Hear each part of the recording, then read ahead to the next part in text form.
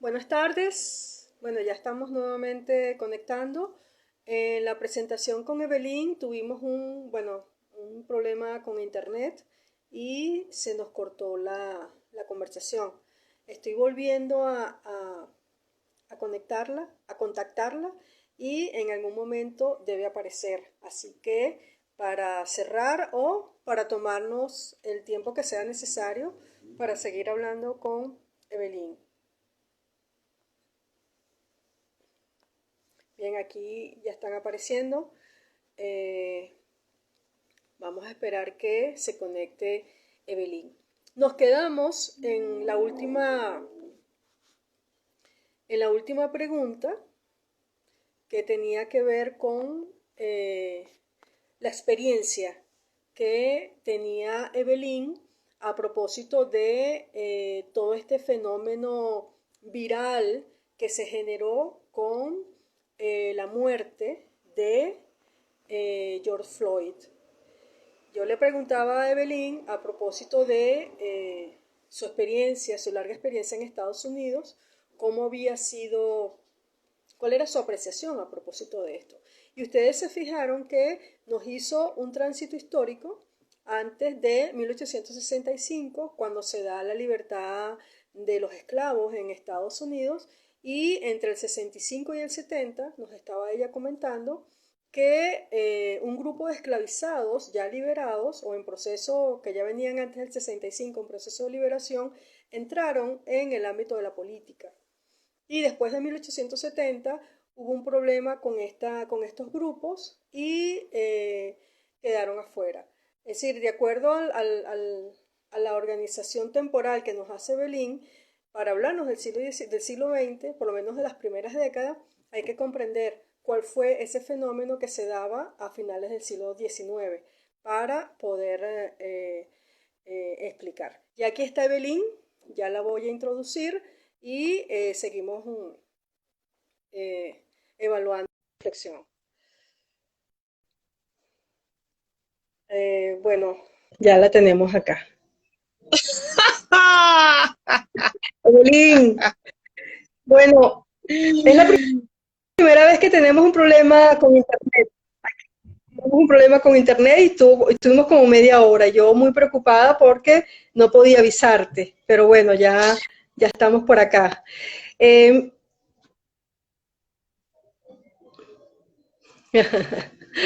Evelyn, ya que nos estamos volviendo a conectar, bueno, nos tomamos el tiempo que sea necesario para seguir conversando. Así Me que, parece bien. excelente, excelente. Me gustaría, bueno, concluir con lo que tú estabas hablando, que era a propósito de la valentía que tenían todas las personas que con sus aparatos electrónicos, con sus móviles, estaban tomando videos. Y obviamente esto ha pasado consuetudinariamente. Lo que pasa es que la tecnología no permitía que se pudieran hacer estos videos. Entonces, bueno, tú nos hablabas de las personas, de la valentía que hay detrás de todo esto. Para continuar, Evelyn, sobre esa pregunta o sobre esa Sí, y reflexión que estabas haciendo. entonces hay videos, por ejemplo, de Eric Gardner también diciendo I can breathe, que tampoco lo pude ver.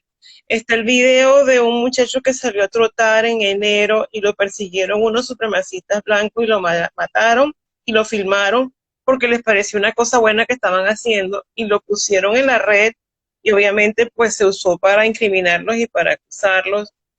Ahí, inclusive, antes de que hubiese celular, no sé si te acuerdas del problema con Rodney King, que había filmador y lo filmaron.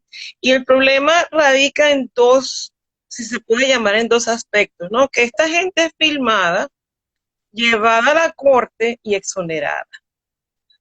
Y Mm, entonces sí, nadie de los que ha matado a nadie en los últimos 20 años ha sido encontrado culpable.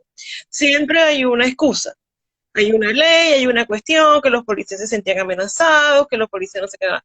Es más, la primera respuesta que sucede cuando sale el video del asesinato de Floyd, el departamento de policía los despide, pero no los arrestan.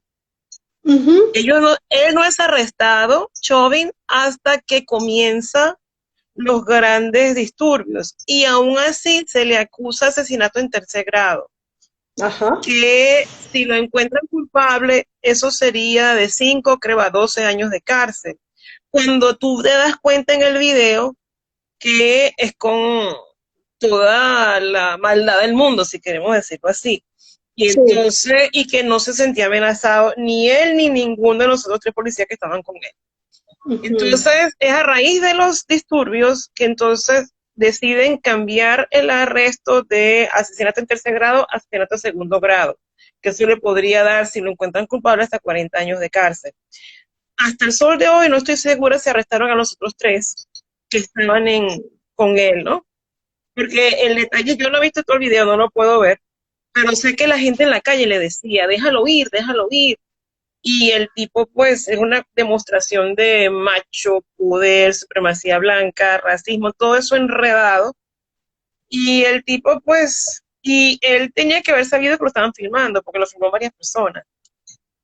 Pero son esas concepciones aberrantes que se están dando en este país hace tiempo, pero en el momento actual, el presidente actual de acá, por su retórica, ha dado pie al resurgimiento de grupos neonazis, al resurgimiento del a una cantidad de sentimientos que estaban allí, pero estaban ocultos bajo una política que llaman aquí de políticas correctas, de no decir, de Ajá. no, tú sabes, y entonces Ujú. con este señor pues ha explotado, ¿no?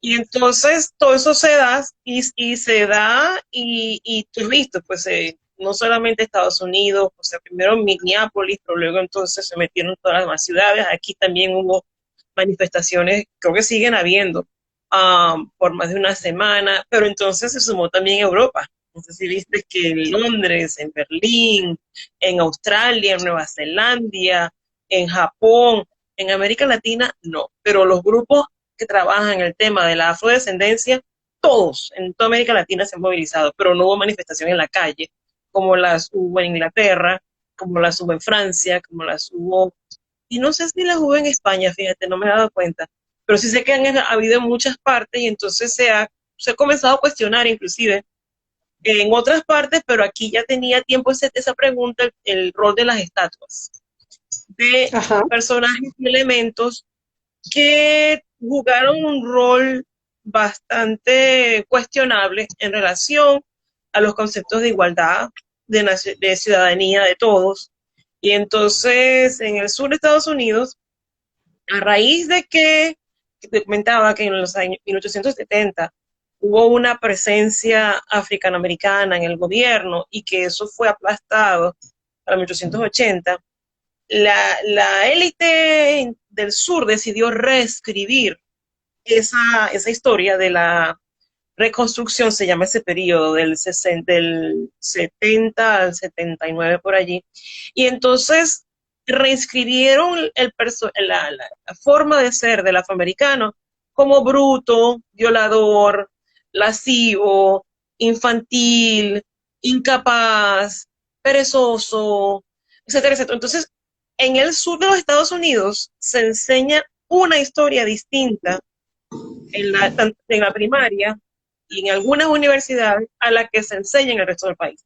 Te doy un ejemplo con evidencia, porque una cosa es el chisme, la otra cosa es la evidencia.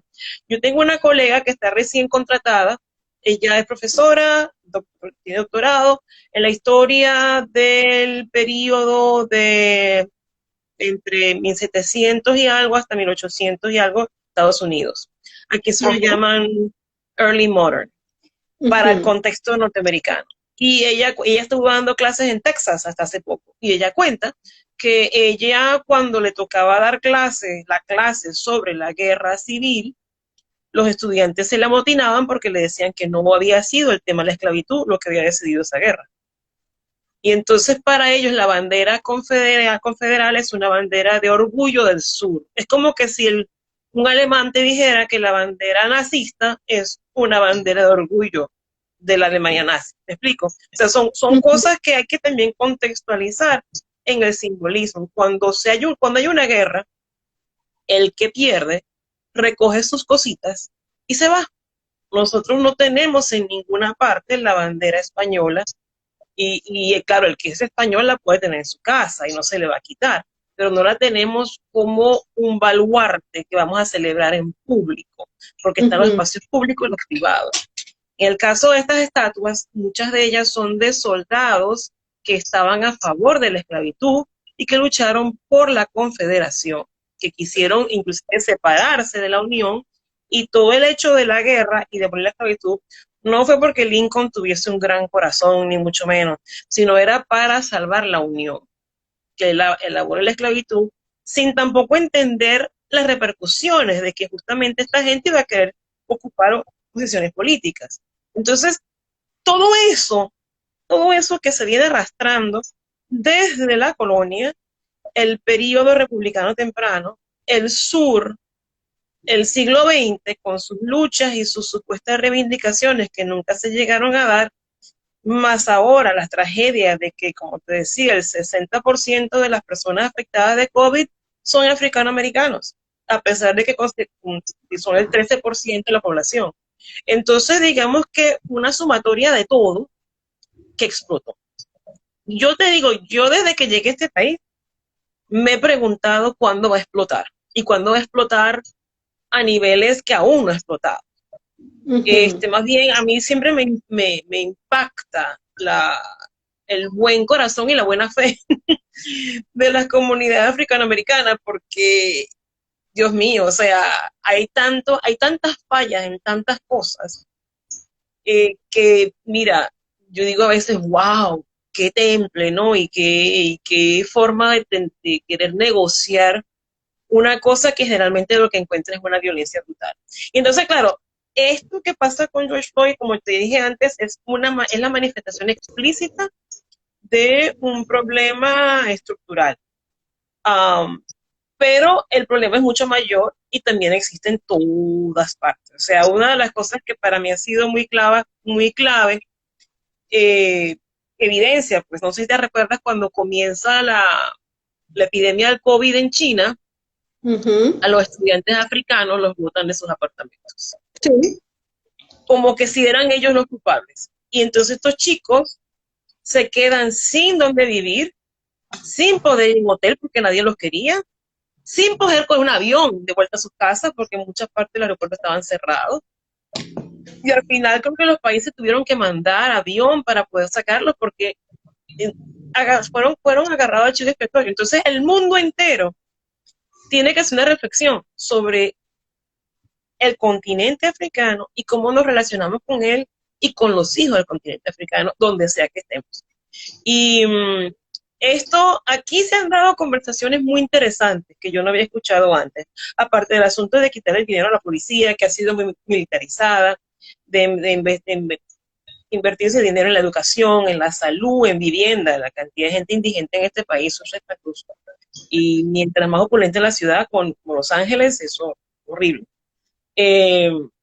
Hay una conversa que se está generando bastante sofisticada. El problema es que está en espacios muy reducidos, académicos, activistas que llevan tiempo, pero es una conversación que yo no había escuchado, y lo lindo es que mucha gente como la Angela Davis y otros la conversación no solamente toca a Estados Unidos, sino también toca al resto. Entonces eso está siendo interesante. Y mucha gente también ha conectado, por ejemplo, sabes que Brasil está muy mal con el COVID. Y el tema de Brasil tiene que ver con muchas cosas, pero el componente racial es uno de ellos, porque la mayoría de la gente que vive en la favela es gente negra. Y es la pérdida de acceso a salud y vivir en hacinamiento, en confinamiento, que sabemos que son problemas que tienen ya varias décadas, sino claro, un par son de previos, siglos. previos al problema sanitario que tenemos. Exacto. Entonces, los medios de comunicación, el problema también entonces que me está dando cuenta, que los medios pueden servir, pero al mismo tiempo los medios difunden información que yo a veces me quedo, wow. O sea, hay también mucha noticia maliciosa de mentira, o sea, muchas mentiras al mismo tiempo. Entonces, Ujú. uno se tiene que volver así como que, no sé, un filtro de te dar a entender qué es cada cosa que me llega, yo pregunto, ¿de dónde salió esto? Porque Así no sé es. si es cierto, no sé si es un invento, no sé si es una componenda, o sea, ya al final no se sabe a quién creerlo. Ni me imagino lo que van a hacer historia en 50 años. Esos archivos no sé cómo lo van ellos a, porque si nosotros hablamos de los silencios, de la historia, tú y yo, y trabajamos nada más con lo que está en los archivos y qué sé yo, no me imagino tener los libros serán del futuro de un día, o sea, de las 8 de la mañana a las 10 de la noche, del día tal pasó tal cosa, eh, porque hay demasiado. Entonces, se sale de las manos, pero al mismo tiempo puedes, o sea, te está generando espacios positivos. Y, o sea, ahorita, por ejemplo, ni siquiera lo escucho. A cada rato está viendo conferencias, teleconferencias vía Zoom. Al comienzo seguí algunas, pero después me di cuenta que no. O sea, tú te pasaste 24 horas al día ahora entre la universidad de aquí y la universidad de allá, los que trabajan, porque acuérdate que también la gente que trabaja en literatura trabaja el pasado. Entonces, entre los literatos, los filósofos y los historiadores, los sociólogos, antropólogos, las redes están full de discusiones en estos días. Es bueno, Ujú. pero y vamos a ver qué sale de allí y vamos a ver cuál es la reacción de los ultraconservadores, de la KKK, del que y toda esta gente, porque siempre que se da esta gente ha dado tres pasitos para adelante, ha salido una contra bastante violenta. Y eso es lo que tengo, que me mantengo optimista por otro lado, porque creo que hay unas conversaciones bastante sofisticadas. Sí. Ahora, todo esto, bueno, a mí me lleva a reflexionar sobre la enseñanza de la historia. Es decir, por ejemplo, en el caso de Venezuela, en los últimos quizá más de 25 años, ha habido una necesidad dentro del currículum de las escuelas y las universidades, más en las escuelas y en los liceos, de incorporar como otras voces dentro de los procesos de cambio. Yo creo que eso es positivo, pero sin embargo, el asunto ideológico ahí tiene un elemento que también hay que tener mucho cuidado, ¿no? Porque puede suceder lo mismo que me estás diciendo con los chicos a quien tu compañera les da clase, que ellos quieren es una historia con unas características. Entonces, claro, ideológicamente hablando, cuando tú enseñas historia, se supone que deberías estar desvestido de todas esas ideologías y tratar de presentar un proceso donde está la gente negociando en redes, en problemas, en vidas públicas, en vidas privadas, pero desvestido del problema ideológico. Pareciera que eso es casi imposible hacerlo, pero yo creo que es una tarea en la cual deberíamos de ponernos, porque a mí me gustaría conocer una historia, por ejemplo, en el caso de Venezuela, una historia que es una historia mestiza. La nuestra es una historia mestiza, pero es una historia mestiza que requiere ser contada por un conjunto de individuos que forman parte de una identidad compartida. Es decir, no es un afrodescendiente contando una historia, un indio contando una historia, un blanco contando una historia. Yo creo que no debería de ser así, más bien debería de ser como una un relato que Con consista todo, en una relación con todo.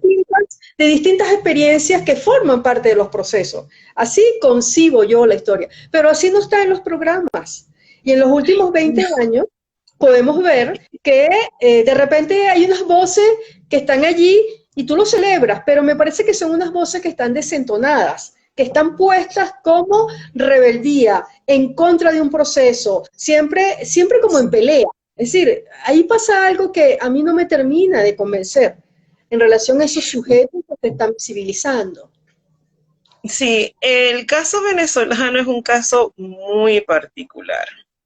Yo no sé si es totalmente mestiza, pero es una historia que tiene muchos elementos, de muchas experiencias, de muchas voces muy silenciadas.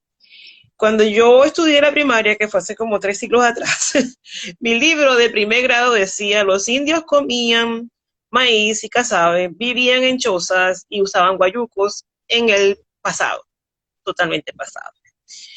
Yo tuve la dicha de estudiar biología en Venezuela y me tocó viajar por todo el país. Y por curiosidad terminé yo pasando 3 meses con comunidades pemonas en el sur del estado Bolívar. Pasé 2 semanas en el norte del estado Amazonas, con comunidades indígenas también. Y entonces, wow, descubro que en Venezuela tenemos 20 y pico de etnias indígenas. Mira, la primera vez que yo empanara, yo te había parecido una loca, porque yo no podía creer, o sea, no podía creer ese pasado presente y tan bello además. Estaba era entre shock, maravillada, y al mismo tiempo, pero ¿y cómo Carrizo me dijeron que esto no existía? Entonces, una de las cosas, como te decía al comienzo, nuestra historia tiene boquetes, tenemos grandes huecos. Y el asunto es tratar de rellenar los huecos, pero el problema es que tenemos mucha rabia acumulada y esto no nos va a llevar a nada. Entonces, y bueno, de hecho, eso es lo que tiene, eso es parte de lo que tiene el país en lo que llamo, en inglés se llama un impasse, estamos trancados. No, Ujú. estamos que no podemos ni siquiera bailar un paso doble, ni un lado ni para el otro. Y la Claro, tranca está hundiendo cada día más al país. Y entonces no está eso, la imposición de ciertas voces con un contexto ideológico que yo fui en el 2005 a Venezuela y a mí me causó bastante, yo diría que una mezcla de sorpresa con desagrado. Era la Feria del Libro, una de las primeras que se estaban haciendo, y había tanto discurso del imperialismo norteamericano, que el cuartel Moncada, y esa es una historia cubana, y es una historia que tiene un contexto, pero no vi por qué tenía que incrustarse en la historia venezolana, que ya tiene su propio hueco, para estar entonces adquiriendo otras historias que son ajenas, que existen, son válidas y es bueno saberlas, pero no pretender creer que puede ser parte de la nuestra, que como te digo, tiene muchos boquetes. Entonces, esa es una. Entonces yo supe que hubo muchas intentonas de hacer reivindicación, de organizar un poco el tema, sobre todo afro, ¿no? Y una de las cosas, por ejemplo, que me informaron era que querían eliminar la novela Las Lanzas Coloradas. Es una novela histórica. ujú. Y yo no la había leído, uno en bachillerato no está listo para leer mucho de eso, y no la había leído, pero la leí. Y yo me dije, ven acá, una novela terrible. Y yo conté 55 instancias en donde al lado de la palabra negra, un negro va un insulto. O sea, en esa novela los negros son sucios, son cobardes, son lascivos, son imbéciles, no hay ni una sola, no hay ningún adjetivo neutro. Todos los adjetivos son totalmente, pero yo no la Negativos. eliminaría. Yo Ujú. dejo la novela y entonces vamos a conversarla. ¿Qué Claro. significa?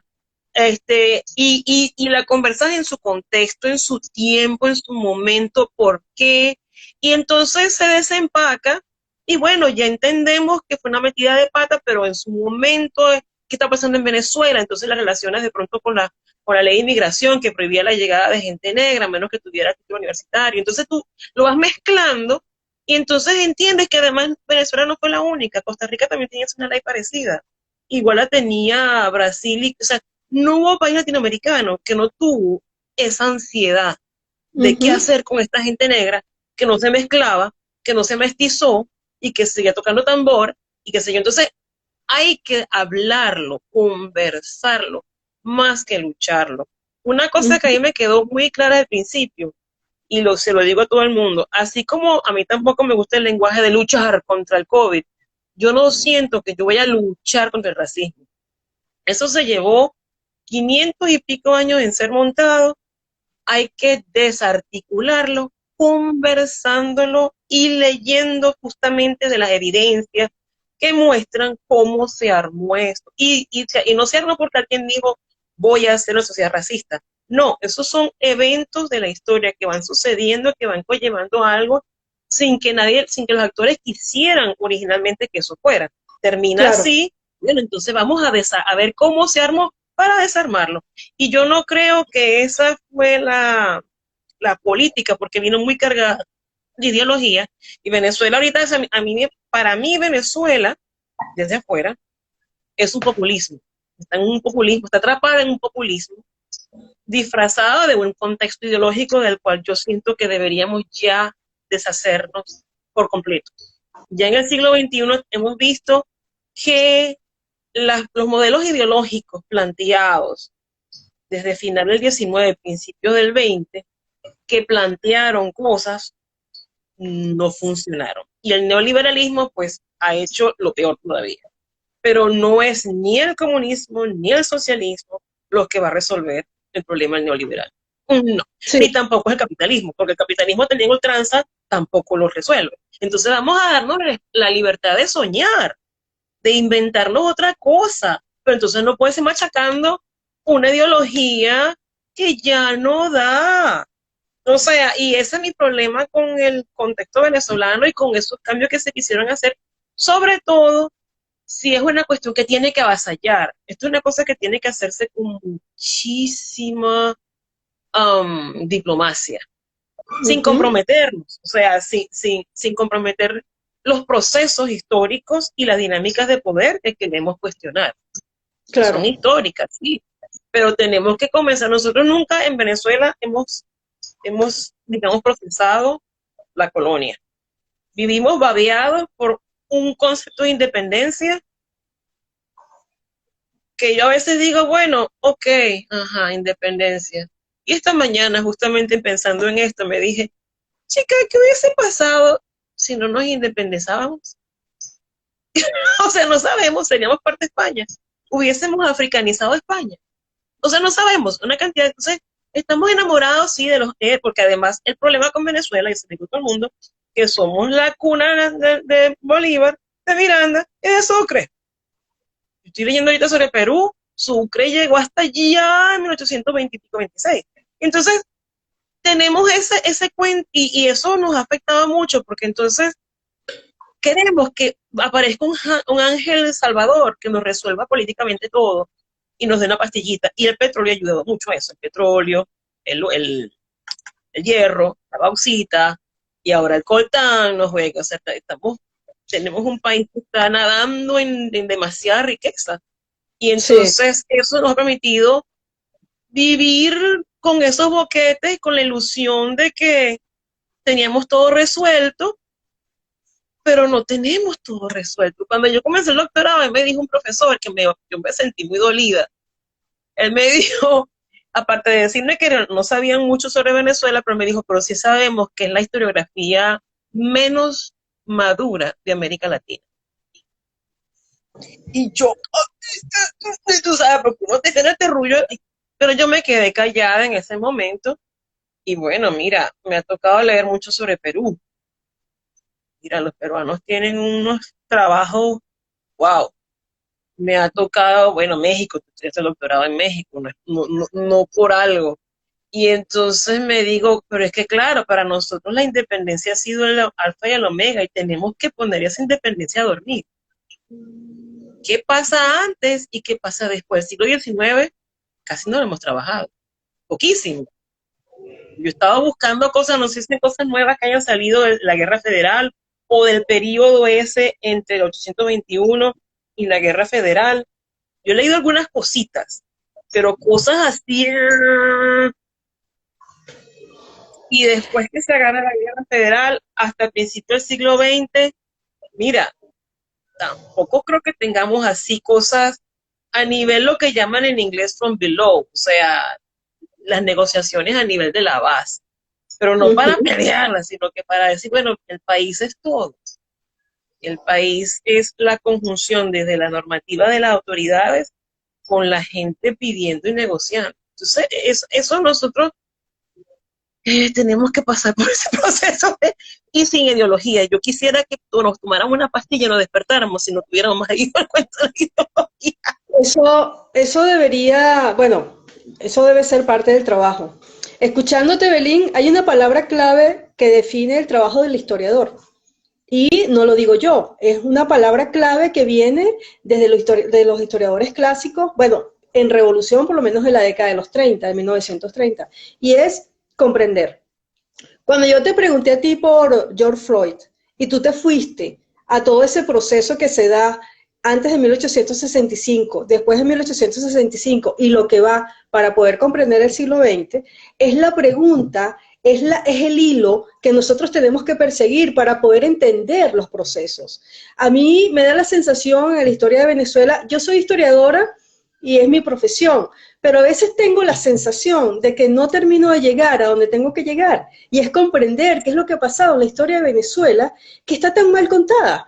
Es decir, ¿qué ha pasado con la historia de Venezuela? ¿Qué ha pasado con esa inmadurez de la cual tú estás hablando, que está reconocida en el resto del continente? Hay países que tienen reconocimiento de sus estudios indígenas, de sus estudios africanos, de sus estudios del mestizaje, de sus estudios de la interrelación que existen entre los sujetos, entre las redes, entre los grupos. ¿Y qué ha pasado en Venezuela? Que nosotros seguimos hablando de un proceso de independencia vacío, hueco, que es blanco y además es masculino.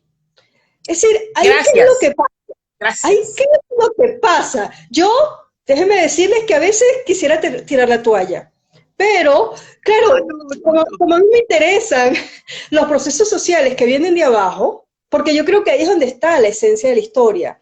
Y esa es un poco la idea de este tipo de escenarios. Es decir, vamos a reconstruir ese proceso de gente que viene con una cantidad de necesidades, de búsquedas, de aspiraciones, de cambios, de procesos, pero que son personas que no tienen grandes nombres. Es decir, yo creo que hay que empezar a ponerle nombre a partir de esas personas. Es decir, a mí me gusta mucho el trabajo que tú estás haciendo, Evelyn, y muchísimas personas que están aquí conectadas están en la misma tónica, y eso a mí me hace feliz. Y yo digo, bueno, por aquí es el camino. Pero sí, hay que interrogar a la historia de Venezuela, hay que interrogarla. Sí. Tú mencionabas ahorita el coltrán, el petróleo, el hierro, pero Evelyn, lo mismo ha sucedido con el cacao, que es un producto de riqueza del siglo XVII y XVIII, pero igual sucede como que si fuera el petróleo. Es decir, cuando se habla de cacao, ¿de quién se habla? Sí. Se habla de los grandes cacaos.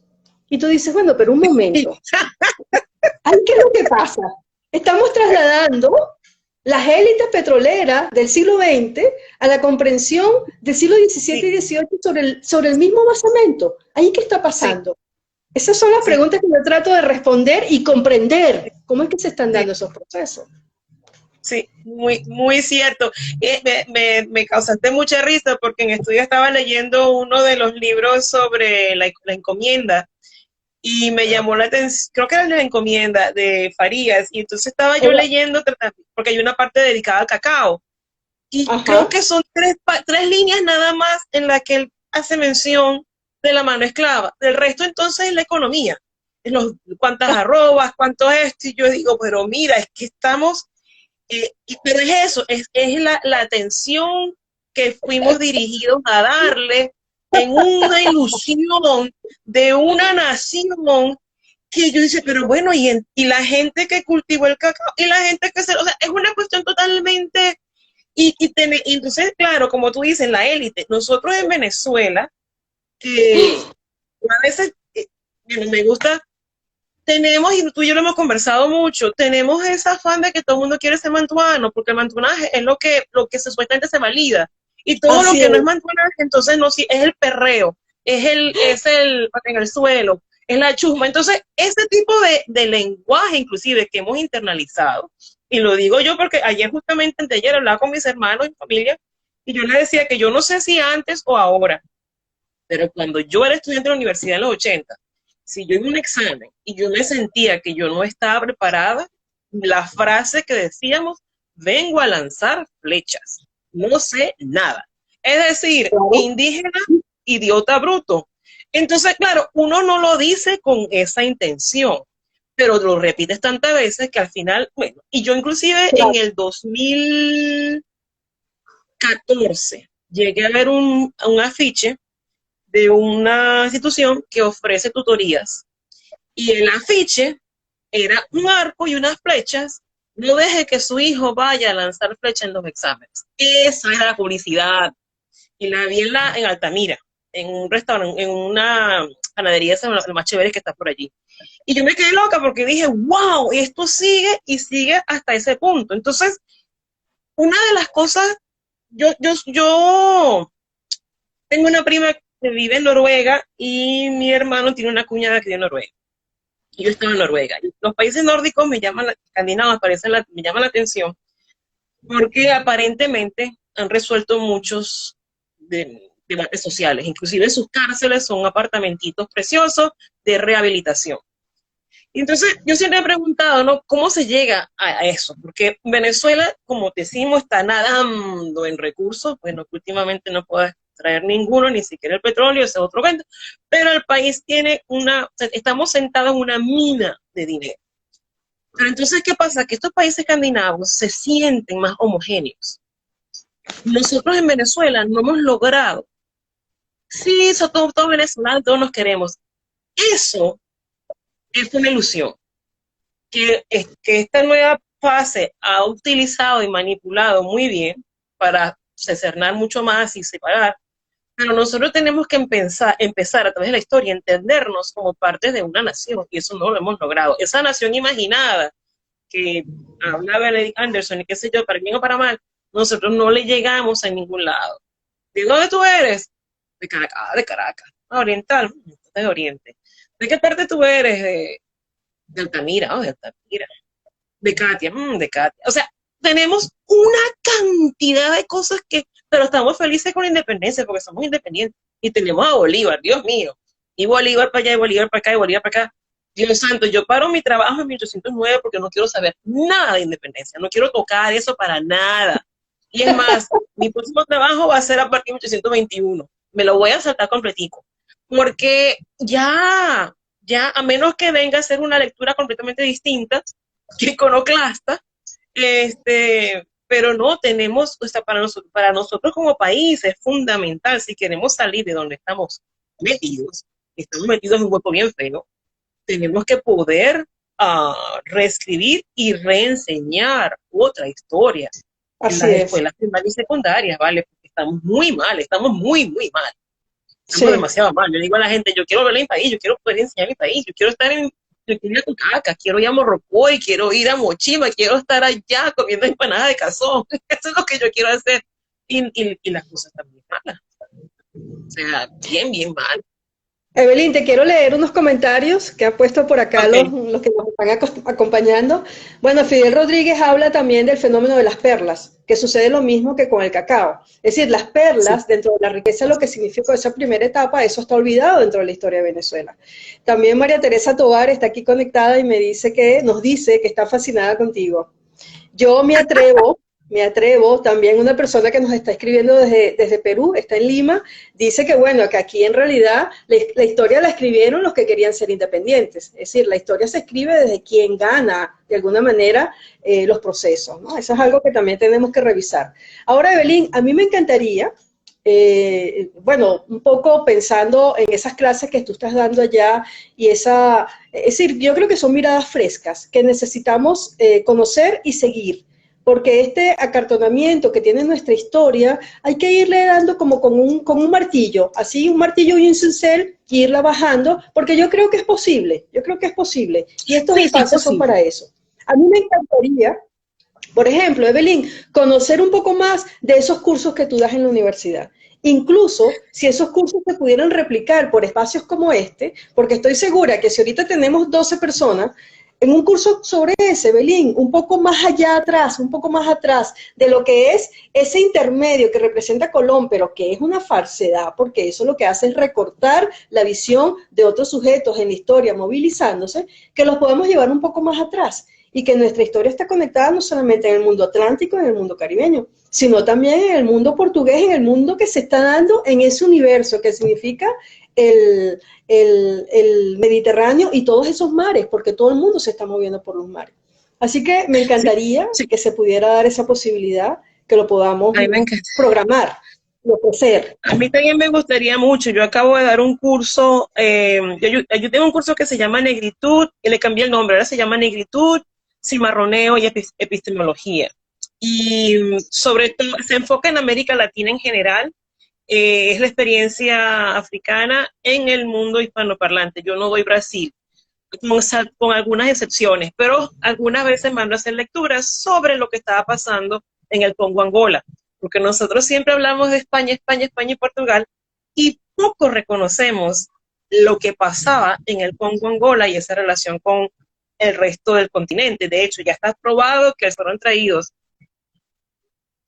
de África para el continente americano, salieron de la región del Congo Angola. Entonces, es más, digo que es Congo acá, y un día le haciendo yo una cosa y le dije, y ¡fua! Se acabó. Me dijo, ¿qué dijiste? Y ¡fua! Me dijo, ¿qué? ¡Fua! ¡Fua! Quiere decir se murió. Se acabó. Entonces, él se quedó loco que nosotros dijéramos, y ¡fua! Se acabó. Porque es que ¡fua! Quiere decir se acabó en Kikongo. Entonces, hay tantas sutilezas. Entonces, yo por lo general, yo mando a leer un poco sobre eso, para que entonces entendamos que lo que yo llamo la colusión, el mundo indígena, el mundo mediterráneo ibérico y el mundo africano chocaron con situaciones muy distintas, con una dinámica de poder bastante fuerte, que determinó una cantidad de cosas que impactaron el hemisferio americano y el mundo entero. Entonces también tenemos que entender la relación que hay entre Venezuela y el mundo también. Esa es una cosa que nosotros, yo sé que ustedes tienen en la Católica una maestría de historia de las Américas, del continente americano, y eso me imagino no sé cuánto tiempo tendrá, pero yo siempre entendía que nosotros nada más estudiamos Venezuela y la independencia, como tú dices, blanca y masculinicísima, bien macha, porque esa es la otra cosa. Hay que cuestionar los paradigmas patriarcales. Entonces, claro, en mis cursos, yo toco esa tecla, porque en el fondito de todo, ese es el problema mayor, el patriarcado, el macho. El macho, la masculinidad esta macha, blanca, europea, que se siente agredida y que tiene entonces que defenderse a capa y espada, que celebramos entre los caballeros y la mesa redonda y lo general. Esa broma es mentira, toda esa broma es patriarcal y como un curso de blanquitud desde 1492, si vamos a querer decirlo así, y estamos estancados en eso. Y entonces mis clases entonces vemos un poco sobre la primera conexión entre los portugueses y los africanos, vemos sobre el libro que te comenté de la colega Debra Blumenthal, de la esclavitud en Iberia, empezamos entonces a ver. Families and Enemies, ¿no? ¿Cómo se llama el libro? Ajá, sí. Vemos, entonces yo después ahí entonces paso tomo, qué sé yo, uno de los, todo en inglés, ¿no? Porque, pero hay algunas cosas traducidas o se leen en inglés. Trabajo con algunas de las primeras cosas, hay un trabajo de un escritor que se llama Sherry Bryan, hay una que se llama Sarah Rachel O'Toole, trabaja en México, Ecuador, y entonces voy siglo XVI, siglo XVII, siglo XVIII, y leemos por lo menos un libro seminal que hable sobre, y mis libros no se enfocan tanto en el sistema esclavista desde el punto de vista económico, sino de las negociaciones, y ojo, yo lo llamo negociaciones y manejo, no resistencia, de las comunidades esclavizadas. ¿Por qué no uso resistencia? Porque me he dado cuenta que hay una tendencia a hablar de la famosa cultura de resistencia, y resistir es... Sucede que la gente se hizo miembro de las cofradías. La gente buscó la forma de participar en las procesiones. Las mujeres que optaron por, bueno, este tipo me quiere violar, a lo mejor de ahí sale, por lo menos mis hijos salen libres, tuvieron que ver cómo manejaban dentro de los límites de su autonomía los espacios y cómo entonces iban insertándose en la sociedad. Artesanos que aprendieron. Entonces, todo eso no se puede ver solamente con resistencia. Y eso es lo que yo llamo cimarroneo. El cimarroneo no es nada más hacer la rebelión o hacer la revolución, que también la hubo, pero hemos estado demasiado enfocados en José Vidal Chirinos, por ejemplo. Que sí, es más, pero él ni siquiera era esclavizado, era su esposa la que estaba esclavizada. Y si tú lees bien, él era amigo no era amigo, sino que él había conversado mucho con el dueño de su esposa, a ver si se lograban unos cambios en torno a las alcabalas, los impuestos, y una cantidad de cosas que tenía que ver con la presencia de los Borbones. Y este tipo trató y no pudo. O sea, cuando se lanza esta rebelión, se habían tratado muchas otras cosas anteriormente. Y por lo general no se toma en cuenta. Y se ve como que sí, la libertad, independencia, república. No, eso hay que tomarlo con calma. Vamos a respirar. Y en vez entonces de estar pendiente, pero ese es el problema. Como es rebelión, es patriarcado, es macho, es guerra, es pelea, es explosión. Este tipo de cosas que reafirman unas masculinidades. Entonces, lo femenino, en el contexto de, no lo femenino de lo coqueto, no, sino el espíritu de negociación, de la esencia femenina, se queda borrado. Entonces nada más que celebramos a Luisa Cáceres Arizmendi porque sí, ella también estaba peleando y el esposo lo mataron y ella le mataron al bebé. Ese tipo de cosas es parte, pero no es la parte central, es el día a día. Entonces, estoy muy de acuerdo contigo, o sea, hay que revisarlo, desempacarlo, y sobre todo reconocer que tenemos que salir de ese contexto patriarcal que nos tiene asfixiados. Que tenemos ahora un poco de machos. Sí, o sea, son machos. No quiero nombrar nombres, pero las dos fuerzas de oficialistas son dos machos. Y dentro de la oposición hay una voz de mujer, pero que también ha tenido posturas, no yo no diría bastante patriarcales, pero se ha asociado con espacios patriarcales que tampoco han llegado a nada. Entonces, yo sí. Hay mucha tela que cortar. Mira, Evelyn, tú entraste en tu año sabático, ahora Sí, recientemente en el mes de junio, comenzaste acabo de entrar en el tu año sabático. sabático. Cuéntanos qué vas a escribir y cómo va ese libro. Bueno, mi libro tentativamente se llama Reclamos de Dignidad, Imaginario Político de las Mujeres Negras en Venezuela, 1930 a 1809. Y entonces, este libro, que yo jamás tener un aspecto metodológico y teórico, hace los argumentos de estas mujeres que iban ante la corte, de lo que soñaban, de cómo eran leídas por las autoridades y cómo, a pesar de que estas mujeres estaban haciendo política por su posicionamiento como esclavizadas, las autoridades, como mujeres y como esclavizadas, no podían leerlas como elementos políticos. Entonces, ese artículo que está en el libro de la ICETI es el tercer capítulo. El primer capítulo fue una presentación de Venezuela en el siglo XVIII, ya saliendo del cacao, con el tema del cacao, el tema de la guipuzcoana. Hay un libro muy bueno que sacó un norteamericano que se llama Jesse Cromwell Ajá. sobre la guipuzcoana. Muy, muy buen libro. Y entonces da muchísimo contexto al siglo XVIII económico y a las dinámicas sociales. Él se enfoca en la rebelión de Juan Francisco de León. Mi libro toca sobre todo mujeres, pero hay un capítulo que tocó la supuesta sublevación de 1749 de los esclavizados de Capaya, Valles del Tuy, Guarenas, Guatire, y yo tengo un planteamiento muy distinto.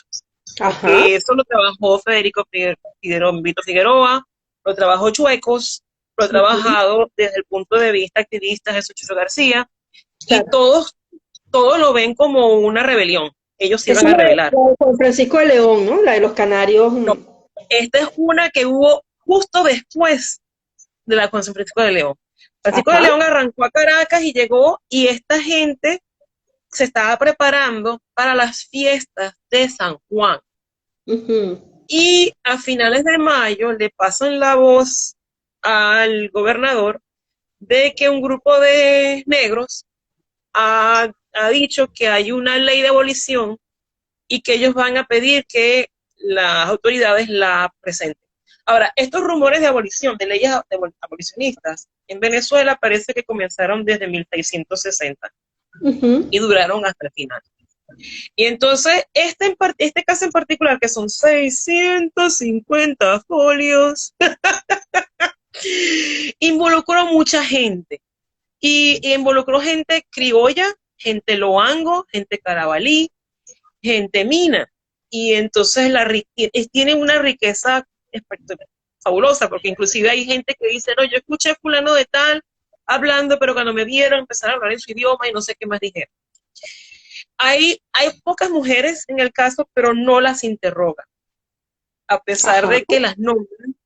Las autoridades, me imagino, es que no consideraban a la mujer capaz de lo político. La mujer de por sí, la mantuana, la no mantuana, todas estábamos excluidas de los espacios del pensar. Y eso viene de prácticamente los griegos, de que la mujer producía hijos y caos y los hombres producían ideas bellas.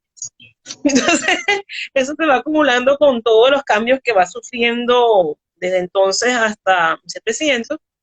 Entonces, esta gente está hablando de celebraciones, de competencias, de uso de banderas. Inclusive hay esclavos que se conocían en Cartagena y fueron vendidos a esa zona y se reencuentran después de años. Entonces, hay una cantidad de información. Entonces, para mí, ellos estaban soñando y haciendo ley abolicionista. Pero ¿qué nos dice la historia? Que vino de arriba y no se toma en cuenta las voces que argumentaban una ley abolicionista cuando no se soñaba. En 1749, la idea de una ley que abola la esclavitud, eso es una aberración para los esclavotenientes, para los grandes cacaos, para el rey, para todas las autoridades. Eso es un absurdo que no se puede dar porque se concibe la vida con jerarquías, y entre la jerarquía está el esclavo que cumple una función, y una sociedad sin el esclavo pues no se puede pensar. Esta gente lo está soñando y lo está diciendo.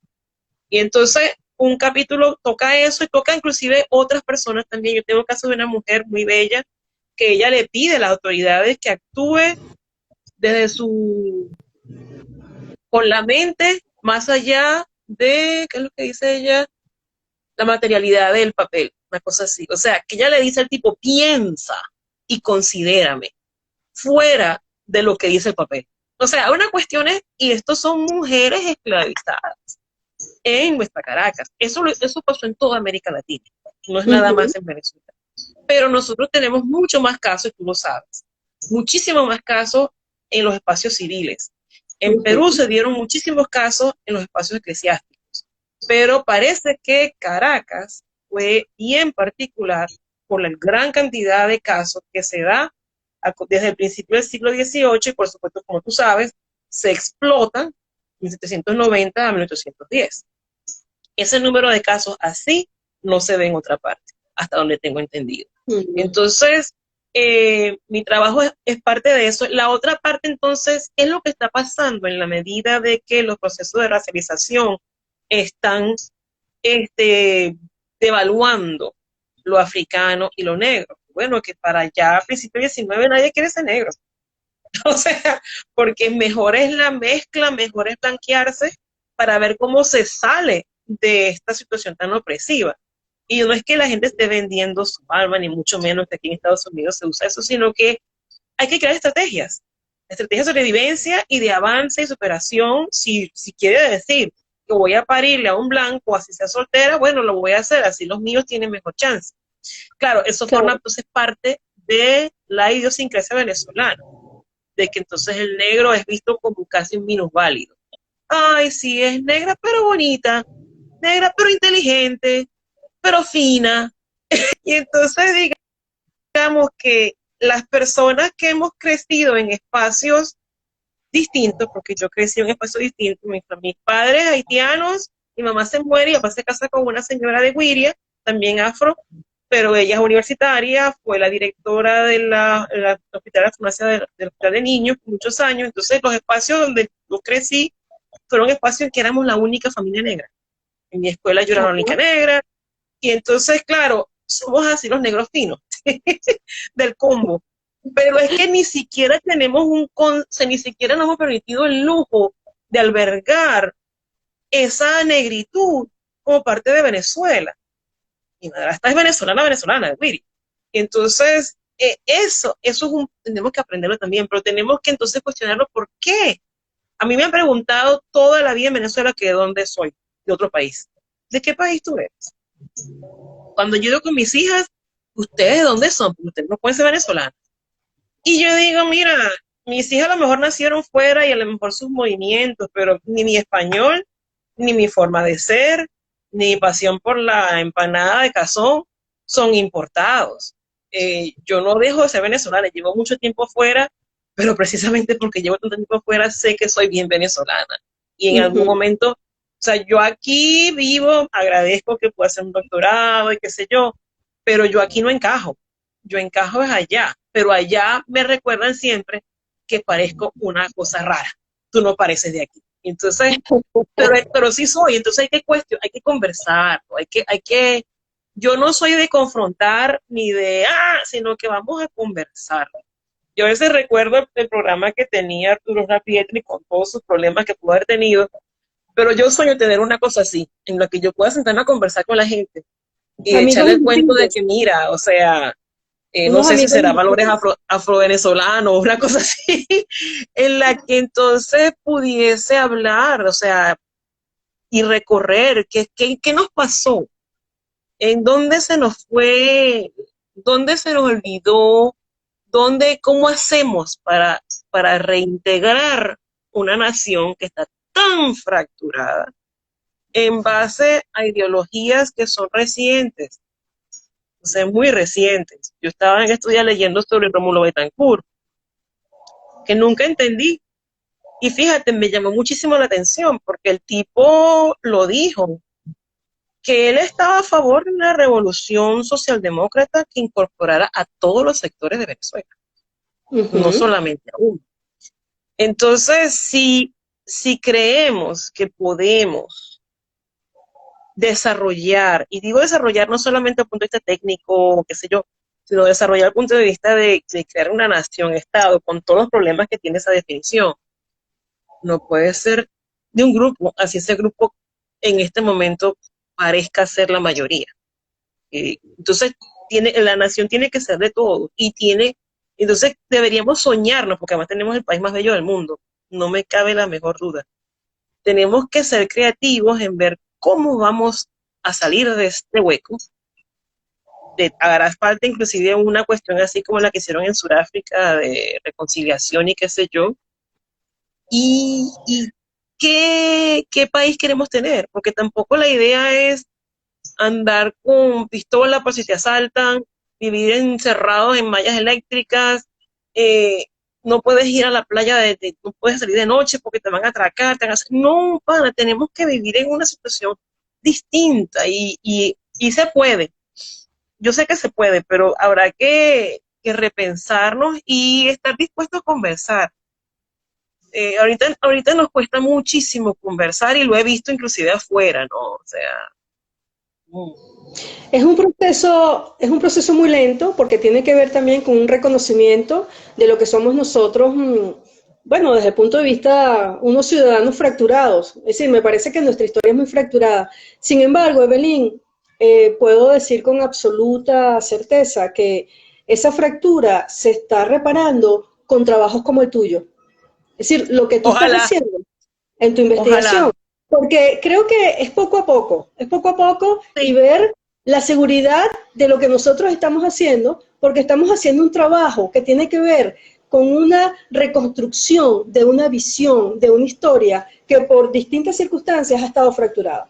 Es decir, entonces yo creo que aquí es donde está esa tarea y yo creo que tú lo estás haciendo, Evelyn, y me encanta. Cada vez que hablo contigo es como un baño de optimismo, que yo los tengo mucho, pero claro. contigo lo tengo más elevado, ese baño de No, optimismo. yo Así que me encanta. soy una optimista patológica y que se me olvidó decirte que entonces el libro, voy a hacer una cosa completamente iconoclasta. El libro es sobre el periodo colonial, pero tiene un prefacio sobre el presente, sobre un chiste racista y lo voy a desarrollar como el presente, porque ese es mi camino a querer resolver por qué.